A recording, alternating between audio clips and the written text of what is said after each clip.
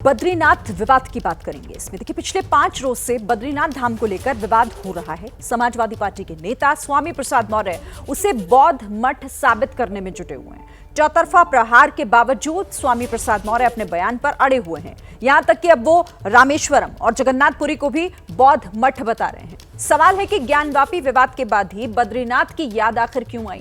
स्वामी प्रसाद मौर्य के विवादों के इस नए एडिशन में वोट बैंक का कैलकुलेशन क्या है, जरा रिपोर्ट देखिए। अधिकांश हिंदू तीर्थ स्थल पहले कभी बौद्ध मठ थे। अभी भी 8वीं शताब्दी तक बद्रीनाथ धाम बौद्ध मठ था। इसलिए कि मैं बड़ा मुद्दा उठाने में यकीन नहीं करता। मैं किसी एक धर्म का ठेकेदार नहीं हूं। मैं सभी धर्मों में आस्था रखता हूं। मैं सभी धर्मों का सम्मान करता हूं। ये स्वयंभू समाजवादी सियासी पुरातत्ववेत्ता हैं, जिन्होंने 13 सदी पुराने उस कथ्य को तथ्य के साथ खोजने का दावा किया है, जिसके केंद्र बिंदु में हिंदुओं की आस्था है, जिस पर 100 करोड़ से ज्यादा सनातनी श्रद्धालुओं की अटल श्रद्धा है, जिसके दर्शन भर से समस्त पापों से मुक्ति का मार्ग प्रशस्त होने की दृढ़ मान्यता है। वेदों और पुराणों में जिस 4 धाम का जिक्र है, उसके अस्तित्व पर उस स्वामी प्रसाद मौर्य ने सवाल उठाया है, जो विवादित बयान देने के लिए विख्यात हैं। अधिकांश हिंदू तीर्थ स्थल पहले कभी बौद्ध मठ थे। उनको तोड़ करके हिंदू तीर्थ स्थल बनाए गए हैं। अभी भी 8वीं शताब्दी तक बद्रीनाथ धाम बौद्ध मठ था। उत्तर प्रदेश की राजनीति में 27 वर्षों से दखल रखने वाले स्वामी मौर्य के इस बयान पर कैसे सियासी भूचाल आया हुआ है, ये हम आपको विस्तार से बताएंगे। मगर उससे पहले जान लीजिए कि स्वामी मौर्य ने 4 धाम वाले विवाद का पहला अध्याय 26 जुलाई को लिखा था, जब वो ज्ञानव्यापी पर ज्ञान दे रहे थे। आज़ादी के दिन जिसकी जो स्थिति रही है, उसे यथास्थिति बनाए रखना चाहिए, जिससे कि हमारा भाईचारा बना रहे, आपसी सौहार्द बना रहे, हिंदू मुस्लिम सिख ईसाई आपस में सब भाई भाई की बात की गरिमा बनी रहे। और यदि ईसाई जांच की बात चलती है तो ज्ञानवापी मस्जिद की ही क्यों? जितने भी हिंदू धर्म स्थल हैं, उसके पहले उनकी क्या स्थिति क्या थी, इसकी भी जांच होनी चाहिए। क्योंकि मैं जानता हूं कि अधिकांश हिंदू तीर्थ स्थल पहले कभी बौद्ध मठ थे। उनको तोड़ करके हिंदू तीर्थ स्थल बनाए गए हैं। ज्ञानवापी को लेकर धारा प्रवाह बोलते बोलते स्वामी मौर्य ने सबसे पहले 4 धाम में से एक धाम का जिक्र किया। तभी उन्होंने विकिपीडिया से उधार लेकर बद्रीनाथ धाम को लेकर बौद्ध मठ वाला ब्रह्म ज्ञान बांटा। विकिपीडिया उठा के देख लीजिए, अभी भी 8वीं शताब्दी तक बद्रीनाथ धाम बौद्ध मठ था।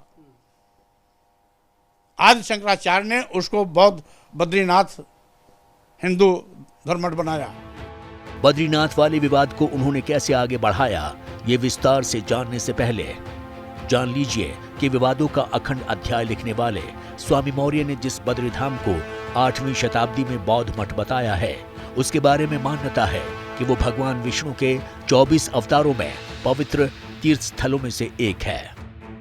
बद्रीनाथ मंदिर उत्तराखंड के चमोली जनपद में है। यह मंदिर अलकनंदा के दाहिने तट पर स्थित है, जहां पर भगवान बद्रीनाथ जी की शालीग्राम पत्थर की स्वयंभू मूर्ति की पूजा होती है। इस धाम का वर्णन स्कंद पुराण, केदारखंड, श्रीमद्भागवत आदि अनेक धार्मिक ग्रंथों में आया है। सनातनी मान्यताओं के मुताबिक भगवान विष्णु ने नारायण रूप में सतयुग के समय यहाँ पर तपस्या की थी। बद्री धाम में जो मूर्ति है वो अनादिकाल से है और अत्यंत भव्य एवं आकर्षक है। ऐसा माना जाता है कि लगभग 8वीं सदी के बाद आदि गुरु शंकराचार्य ने मंदिर बनवाया। जहाँ तक इनका केदारनाथ, बद्रीनाथ, रामेश्वरम और जगन्नाथपुरी का है, तो ये आदि शंकराचार्य के इस्टेब्लिश्ड किए हुए तीर्थ हैं एक तरीके से। बौद्ध मठ की संरचना को देखते हुए, उसकी बिल्डिंग की संरचना को देखते हुए, यदि हम बद्रीनाथ, केदारनाथ या ये आपके जगन्नाथपुरी या रामेश्वरम की वो करते हैं, तो ये किसी भी तरीके से उस पैरामीटर्स में नहीं आते। स्वामी प्रसाद मौर्य ने रामेश्वरम को भी बौद्ध मठ बताया है, लेकिन शास्त्रों के अनुसार भगवान राम रावण से युद्ध और लंका पर विजय पाने के बाद भगवान शिव की पूजा करना चाहते थे, इसलिए उन्होंने इस जगह पर शिवलिंग की स्थापना की थी। तब से इसका नाम रामेश्वरम पड़ा। धार्मिक ग्रंथों के अनुसार रावण एक ब्राह्मण था और ब्राह्मण को मारने का दोष भगवान राम कम करने के लिए महादेव की पूजा करना चाहते थे। समुद्र की रेत को मुट्ठी में उठाकर शिवलिंग का निर्माण किया और श्री राम ने उसकी पूजा की। हनुमान जी के द्वारा जो कैलाश पर्वत से शिवलिंग लाया गया था, उसे यहीं पर स्थापित कर दिया गया। इस मंदिर का निर्माण 12वीं शताब्दी के बाद से शासकों द्वारा किया गया था। ऐसा कहा जाता है कि स्वामी विवेकानंद ने इस मंदिर में पूजा अर्चना की थी। ये 12 ज्योतिर्लिंग मंदिरों में से एक है जहां शिव की पूजा ज्योतिर्लिंगम के रूप में की जाती है। स्वामी मौर्य ने उस जन्नाथपुरी को भी बौद्ध मठ करार दिया है, जो हिंदुओं की आस्था के शीर्ष पर स्थापित है, जो हर साल निकलने वाली रथ यात्रा उत्सव दुनिया भर में बहुत प्रसिद्ध है। हालांकि इस मंदिर के हिंदू मान्यता और स्वामी प्रसाद मौर्य के दावों के बीच इतिहासकारों का क्या कहना है, उसे समझिए जरा। बौद्ध मठ होने का प्रश्न इसलिए भी नहीं उठता है क्योंकि मठों के भीतर विशेष रूप से गुरु और शिष्य अध्ययन और अध्यापन का कार्य किया करते थे। वह पूजा का केंद्र बिंदु कभी नहीं रहा। 4 धाम में से इन्हीं 3 धाम की धार्मिक नींव पर जब स्वामी प्रसाद मौर्य ने सवाल उठाया तो बवाल खड़ा हो गया। सबसे पहले उस देवभूमि के मुख्यमंत्री ने स्वामी मौर्य की मंशा पर सवाल खड़ा किया, जहां बद्री धाम अवस्थित है। जिस प्रकार से स्वामी प्रसाद मौर्य जी का बयान आया है वो बहुत दुर्भाग्यपूर्ण है और वह जिस गठबंधन के वो हिस्से हैं, ये स्वाभाविक है कि उनका बयान इस प्रकार का आना ही है, लेकिन उनके नाम के आगे स्वामी हैं, कम से कम उनको ऐसे बयान देने से पहले सोचना चाहिए। इतना ही नहीं, धर्म गुरुओं ने भी स्वामी प्रसाद मौर्य के दावों पर सवाल खड़ा किया है और बद्री धाम को बौद्ध मठ से जोड़ने वाले बयान को विशुद्ध सियासी करार दिया है। स्वामी प्रसाद मौर्य जी न तो धर्मशास्त्र के विद्वान हैं, न ही इतिहास के विद्वान हैं। वो राजनीतिज्ञ हैं और राजनीति को चमकाने के लिए बीच बीच में ऐसे बयान देते रहते हैं जिससे हम हिंदुओं की, सनातन धर्मियों की भावनाओं पर बार बार ठेस लगती है। जब चारों तरफ से हमला शुरू हुआ, जब विवाद बढ़ा, तो स्वामी मौर्य ने विकिपीडिया से आगे साहित्यकार वाले स्रोत खोजकर मीडिया के सामने प्रकट हुए। उन्होंने राहुल सांकृत्यायन का नाम लेकर अपने तर्कों की दीवार को थोड़ी और ऊंचा किया। महापंडित राहुल सांकृत्यायन,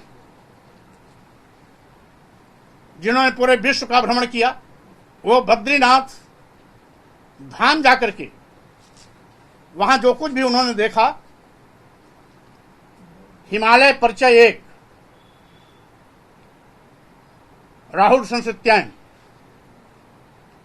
इसमें उन्होंने लिखा है इस प्रकार, इसमें संदेह नहीं रह गया कि मूर्ति बुद्ध की।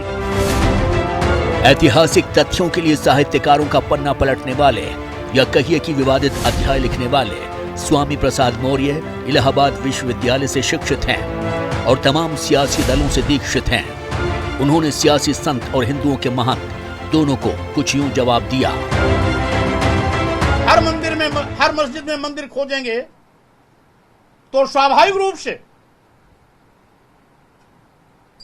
हर मंदिर में बौद्ध मठ खोजने वाले भी आपको चुनौती देने के लिए आ जाएंगे। लेकिन मंदिर में बौद्ध मठ खोजने वालों के लिए एक नहीं, सैकड़ों ऐतिहासिक साक्ष्य हैं। छिपाने से अच्छा है सच को स्वीकार करें। स्वामी प्रसाद मौर्य अपने बयान पर अड़े हुए हैं, तो बीजेपी वाले कह रहे हैं कि स्वामी के बयान में राजनीतिक विचारों की मिलावट है। स्वामी प्रसाद मौर्य जी जब से चुनाव हारे हैं, वो जो है विचलित हो गए हैं। चर्चा में आने के लिए इस तरह की उलूल जुलूल बातों को कहते हैं। विशेष करके ये जो है हिंदू देवी देवताओं के प्रति इस तरह के बयान देते हैं जिससे वो चर्चा में बने। सिर्फ बीजेपी वाले ही नहीं आक्रामक हैं, बल्कि स्वामी प्रसाद मौर्य ने बरसों तक जिस मायावती की छत्रछाया में अपनी सियासत को आकार दिया, वो भी उन पर सवाल खड़े कर रही हैं। मायावती ने ट्वीट कर कहा है कि स्वामी मौर्य चुनाव के समय धार्मिक विवाद पैदा कर रहे हैं। ये समाजवादी पार्टी की घिनौनी राजनीति नहीं तो क्या है? बौद्ध व मुस्लिम समाज इनके बहकावे में आने वाले नहीं हैं। जब खुद बीजेपी में थे तब उन्होंने इसके लिए क्या किया? हालांकि मायावती के इन सवालों पर स्वामी प्रसाद मौर्य ये कहकर चुप्पी साध गए कि वो उनकी नेता रही हैं। हालांकि सच ये भी है कि 2021 में चुनाव हारने के बाद सियासी नेपथ्य में रह रहे स्वामी प्रसाद मौर्य अक्सर विवादित बयान देते रहते हैं। इससे पहले स्वामी मौर्य ने ही राम और रामायण पर सवाल उठाया था।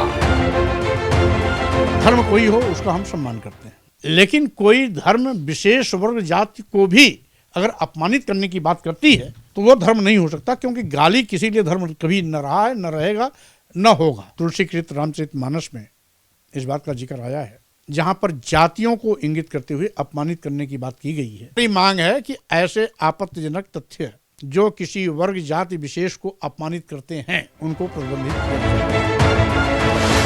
स्वामी प्रसाद मौर्य खुद को बौद्ध कहते हैं। उनके घर में बौद्ध की मूर्ति रखी हुई है, लेकिन शांति के सबसे बड़े संदेशवाहक के बगल में बैठकर वो अक्सर ऐसे बयान देते रहते हैं जिससे विवाद होता है।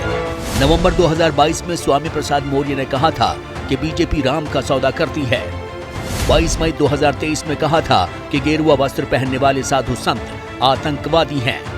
अब वो सीधे सीधे 4 धाम में 3 धामों के अस्तित्व पर ही सवाल खड़े कर रहे हैं। जाहिर है कि इतिहास का पन्ना पलटकर स्वामी प्रसाद मौर्य ने जो ब्रह्म ज्ञान बांटा है, इससे विवादों का और ज्यादा विस्तार ही होगा। एक बड़ी खबर इस वक्त आ रही है पाकिस्तान से। पाकिस्तान के खैबर पख्तूनख्वा में धमाका हुआ है और 40 लोगों की मौत की खबर है। धमाके में 50 से ज्यादा लोग जख्मी हो गए हैं। जमीयत उलेमा इस्लाम के दफ्तर में यह धमाका हुआ, जिसमें 40 लोगों की मौत हुई। पाकिस्तान के खैबर पख्तूनख्वा से इस वक्त ये बड़ी खबर, बड़ा धमाका, 40 लोगों की जान चली गई। 150 से ज्यादा यहाँ पर बताया जा रहा है कि जख्मी हुए हैं। जमीयत उलेमा इस्लाम का ये दफ्तर था जहां पर धमाका हुआ। अब ये धमाका बताया जा रहा है कि कार्यकर्ता सम्मेलन वहां पर चल रहा था, उसी दौरान ये बड़ा धमाका होता है और इसमें 40 लोगों की जान चली गई। तस्वीरें आप देखिए, वहां से तस्वीरें भी सामने आ रही हैं। जो घायल लोग हैं अब वहां से उन्हें अस्पताल ले जाया जा रहा है। कई लोगों की हालत नाजुक भी बनी हुई है, लेकिन 40 लोगों की मौत इस धमाके में हो गई है। अब इसके पीछे कौन है? ये क्या कोई आतंकी धमाका था? क्या इसका मकसद? ये फिलहाल अभी बात का विषय, लेकिन फिलहाल यहाँ पर कोशिश की जा रही है जो घायल हैं उन्हें यहाँ से अस्पताल शिफ्ट किया जा सके। तस्वीरें देखिए, धमाके के बाद यहाँ पर उसकी तस्वीरें साफ देखी जा सकती हैं। सब कुछ तहस नहस होता हुआ दिखाई दे रहा है। आग भी लग गई है, धुएं का गुबार उठता हुआ। धमाका कितना बड़ा था, कार्यकर्ता सम्मेलन, और इसीलिए यहाँ पर बड़ी संख्या में लोगों का जमावड़ा था। जमीयत उलेमा इस्लाम का दफ्तर जहां ये धमाका हुआ। एक और बड़ी खबर आपको बता दें, दिल्ली के नांगलोई में हिंदू संगठनों ने हंगामा किया। दोषियों पर कार्रवाई की मांग को लेकर यह हंगामा हुआ है। हिंदू संगठनों ने यहां पर जमकर नारेबाजी की है। तो दिल्ली के नांगलोई से इस वक्त ये बड़ी खबर, हिंदू संगठनों का यहां हंगामा और जल्द से जल्द कार्रवाई की मांग कर रहे हैं। दोषियों पर कार्रवाई की मांग को लेकर यहां हंगामा किया गया। तस्वीरें आपके सामने। थाने के बाहर बड़ी संख्या में यहां पर लोग जुटे और जिस तरीके से कल यहां पर हंगामा हुआ था, सूरजमल स्टेडियम में घुसने की कोशिश ताजिया यात्रा के दौरान की गई, उसी को लेकर बवाल हुआ था, पत्थरबाजी हुई थी, तलवारें तक लहराई गई थी, जिसके बाद अब हिंदू संगठनों ने यहां पर हंगामा करते हुए दोषियों के खिलाफ जल्द कार्रवाई की मांग की है। बड़ी संख्या में यहां पर लोग पहुंचे और नारेबाजी भी की गई।